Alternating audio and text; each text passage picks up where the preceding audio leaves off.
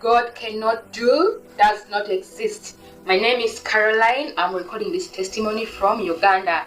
I want to thank Roy for what he has done in my life. He has delivered me from 15 years of addiction to masturbation and pornography. Just to take you back to history, when I was around 3 years, I got molested by 2 people. These 2 people were ladies. So they molested me, and I grew up with the memory that what they did was normal. So when I reached secondary school, I found myself touching myself, knowing that what I was doing was normal because I watched these 2 women do it when I was young. So I grew up knowing that it was a normal thing. Finished secondary school, I joined the institution whereby I was studying nursing. So I continued doing it. When I completed my nursing school, then I started working. So that was around 2019. That's when I got to actually know that it was masturbation I was doing. I got to know how it affects the person, and I also got to know it's a spiritual problem.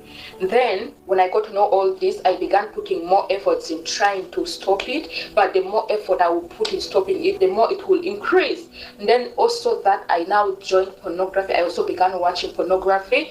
Now I was fighting 2 addictions to pornography and addiction to masturbation. Remember, I was working in a rehab where we were rehabilitating people who suffer from all kinds of addiction. I would go for work, tell people don't do this, don't do that. You will cancel someone, then you come back to your home and you do what you are counseling someone about. That was how serious it was. So I went to churches seeking for deliverance.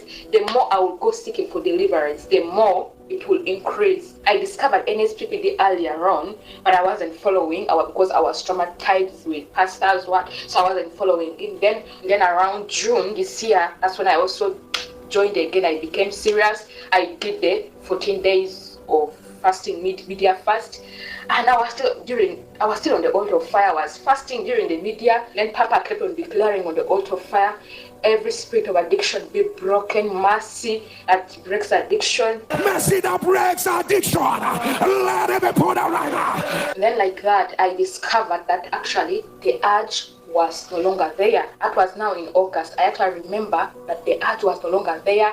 I didn't do it the whole of August. From August until now, that is now like 5 months, I've not done it. The urge is not there. It's broken. It's broken. I am totally free. I just want to thank Roy. Actually, I would have given this testimony a long time, but I was afraid that there are people I know on the altar of fire. I was like, what will they think about me? But I'm recording this testimony today, 14th of December. After the Thanksgiving service, I actually discovered that why would I be ashamed of the blessings of God, the mercy of God upon my life? So I have decided to give this testimony. I just want to thank Roy for what he has done in my life. Papa, I just want to say thank you. I joined the millions in the world to say, may the refinery upon your head never run dry.